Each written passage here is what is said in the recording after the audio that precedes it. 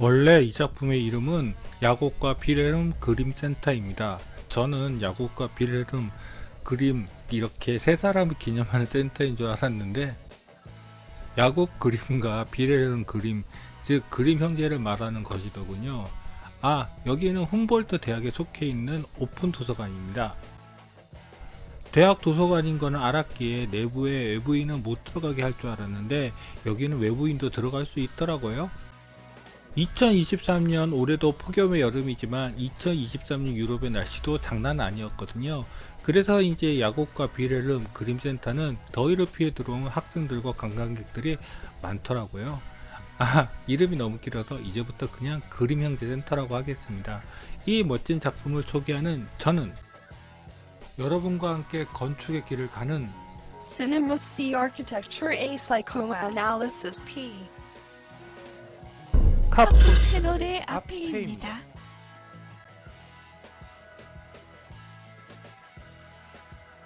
최근에 알았는데 베를린은 독일의 동쪽에 있잖아요. 냉전 시대 때는 베를린만 빼고 주변이 다 동독의 땅이었다고 하네요. 그리고 베를린만 또 그 안에 동독과 서독을 나눴다고 합니다. 그럼 이 박물관 섬이 있는 지역은 동독 지역이었던 건가? 그림 현재 센터는 바로 앞에서 보여드린 제임스 시몬즈 박물관 근처에 있습니다.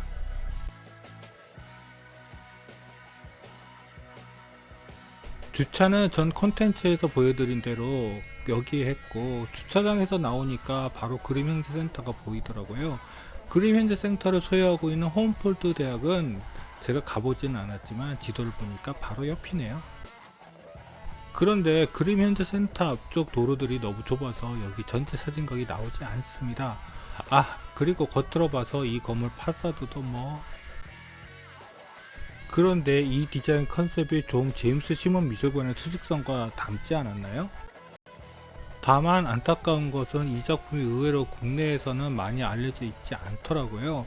사실 이 건물을 디자인한 막스 두들러라는 건축가 이름도 이 컨텐츠를 만들면서 저는 알게 되었습니다. 외부는 별로 없으니 이제 내부로 들어가 볼까요? 여기가 정문입니다. 사실 그림 현재 센터는 이렇게 멋진 건물인지 몰랐는데 제임스 시몬 미술관을 구글 지도로 검색하다가 여기 사진을 보고 답사하게 된 건물입니다. 그런데 솔직히 제임스 시몬 미술관보다 이 작품이 더 인상적이었네요. 그럼 이제 내부를 소개시켜 드리겠습니다.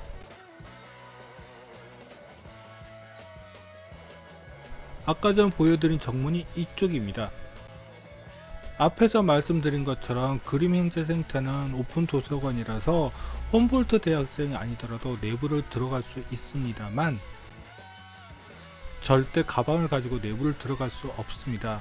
그래서 저쪽에 있는 코인 락커에 무조건 가방을 넣고 들어가야 합니다. 코인 락커에 짐을 넣으면 이쪽으로 해서 센터 내부 도서관으로 들어가게 됩니다. 바로 여기입니다. 스마트폰이나 노트북, 태블릿 PC 정도는 가지고 들어갈 수 있습니다. 들어가시면 양쪽으로 올라갈 수 있는 계단 공간들이 이렇게 펼쳐집니다. 이 계단들이 굉장히 인상적이더라고요.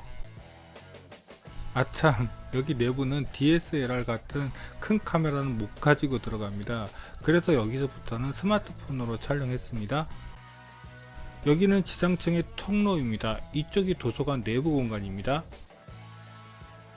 자, 이제 지상층의 도서관 내부로 들어가 보겠습니다. 이곳이 바로 지상층 도서관 열람실 내부 공간입니다. 무슨 SF 영화에 나온 공간 같죠? 저쪽 내부는 멀티미디어 열람실입니다. 여기는 사람들로 가득했습니다. 물론 홈볼트 대학생들도 있었지만 정말 더위를 피해서 여기에 한가롭게 책 읽으면서 쉬는 관광객분들도 있었고요. 이 공간에서 제일 마음에 드는 것은 저 나무 마감이었습니다. 진짜 우드 베니어인지 아니면 필름인지는 정확히 알 수 없지만 저런 나무 마감재는 이 공간을 친숙하게 만들어 주더라고요. 더위를 피해서 많은 분들이 들어오셨기는 했는데 한 가지 안타까운 것은 여기 냉방시설이 그렇게 썩 성능이 좋은 것 같지는 않습니다. 아마 이 높은 층고와 함께 하늘로 활짝 열려져 있는 저 천창들을 통해서 들어온 햇빛 덕분이겠죠. 그래도 이 공간에 앉아서 책만 읽으면 그래도 시원하긴 합니다. 지상층은 이 공간만 오픈된 열람실 공간이고, 이 양쪽에는 멀티미디어 열람실 같은 공간들이 배치되어 있습니다.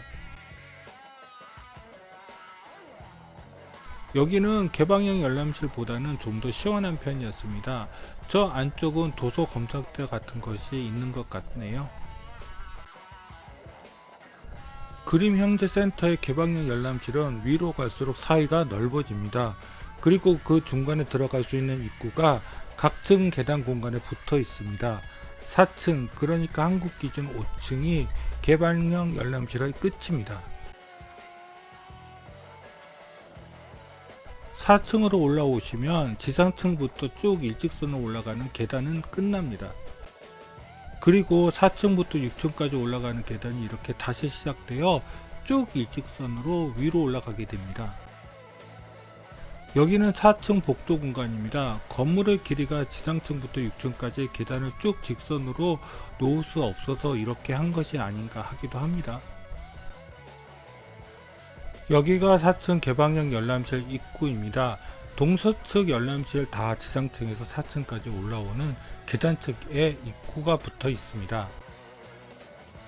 이제 개방형 열람실의 맨 위층인 4층, 그러니까 한국 기준 5층 내부로 들어가 볼까요? 이쪽으로 들어가시면 됩니다. 입구를 들어오시면 이런 풍경이 보이실 것입니다. 그런데 이 공간에서 공부를 하면 잘 될까 싶은 생각이 좀 들더라고요. 또 이렇게 위에서 아래 사람들이 무슨 일을 하는지 다 내려다 볼 수 있어서요. 이것도 좀 개인정보에 대한 문제를 야기시킬 수 있을 것 같기도 하고요. 그래도 이 공간을 보면 그림 형제가 살았던 계몽주의 시대로 왠지 타임슬립한 것 같은 느낌이 듭니다. 여기는 아까 전 4층 개방형 열람실의 반대쪽으로 넘어가서 사진을 찍어 본 곳입니다. 그런데 여기를 동측, 저기를 서측으로 구분해 놓긴 했는데 사실 이게 맞는지 틀린지는 잘 모르겠습니다. 그도 그럴만한 것이 양쪽이 데칼코마니처럼 똑같아서 구분이 정말 안 가더라고요.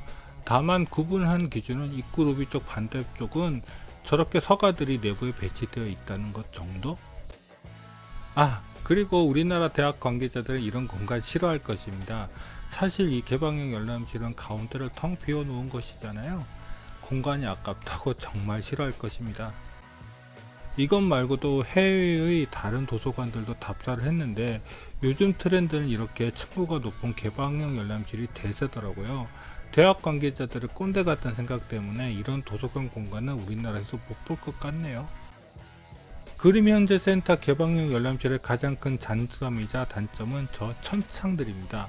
확실히 공간의 개방감은 극대화해 주지만 안 그래도 여기 냉방이 약한데 저렇게 낮에 햇빛이 들어오니 내부가 시원해지지는 않더라고요.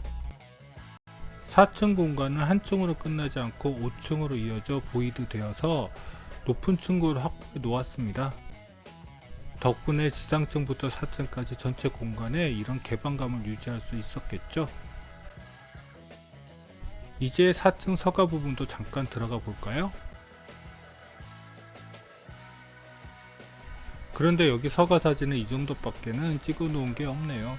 한 가지 재미있는 것은 개방형 열람실의 내부 벽 기둥의 사이즈를 맞춰서 이렇게 서가를 만들어 놓으니 둘이 마치 한 공간처럼 보이네요. 이제 6층으로 가볼까요? 5층은 사진들을 살펴보니까 안 간 것 같습니다. 이거 보고 바로 제임스 시몬 미술관과 알테스 뮤지엄까지 봐야 해서 바빴거든요. 이 계단이 4층에서 6층으로 올라가는 계단입니다. 6층 공간은 개방형 열람실 같은 공간이 없으니 좀 평범해 보이기는 했습니다. 다만 여기는 개방형 열람실보다 좀 더 시원했습니다. 역시 층고와 천창이 문제였어. 그리고 저 같은 외부인도 그냥 서가를 둘러볼 수 있었습니다만 여기 서가 책상을 이용하려면 무슨 이용권 같은 것을 받아와야 하는 것 같았습니다. 그래서 그런지 여기로 오신 관광객 한 분이 의자 대신 저 창가에 앉아서 한여름의 폭염을 피하고 계시더라고요. 저 창밖 풍경 사진 찍고 싶었는데. 다행히 이분은 샌다이 미디어테크의 그 친구처럼 하루 종일 앉아있지 않으셔서 이렇게 외부 사진을 찍을 수 있었습니다. 약간 시각을 돌려보니 저쪽에 저렇게 천창도 보이네요. 다른 창을 통해서 개방형 열람실 천창을 보았는데 이 천창도 개폐 기능이 있는 것 같아 보이긴 한데 정확히는 모르겠네요. 아, 그리고 이 공간은요, 여기는 들어가려면 학생증 같은 것이 필요한 것 같은데요. 그래도 이 공간을 이렇게 보이드된 서가의 내부창을 통해서 사진 현장을 찍을 수 있었습니다. 여기까지가 그림 형제 센터에 대한 소개였습니다. 그림 현재 센터를 디자인한 막스 두들러는 스위스 출신 건축가입니다. 건축 교육은 모두 독일에서 받았고 독일과 이탈리아 여러 대학에서 건축을 가르쳤습니다. 그런데 말이죠, 어째 그의 다른 작품들이 그림 현재 센터랑 그렇게 차이있어 보이지는 않는 것 같은데요. 이 건물 가운데만 덮으면, 그리고 이 기차역도 그리드가 아니라 그림 형제 센터처럼 디자인이 되어 있으면 또 비슷하게 보이지 않나요? 막스 두들러의 그림 형제 센터는 확실히 멋진 작품이지만 두들러의 다른 작품들이 이를 뛰어넘지 못하고 더 문제는 자기 복제가 계속 이어지는 것 같다는 거죠. 안타깝다. 이제 제가 가지고 있는 미니멀리즘 건축가 작품들은 다 털었네요. 그럼 구독과 좋아요 부탁드리며 이상 카프 채널의 앞에였습니다.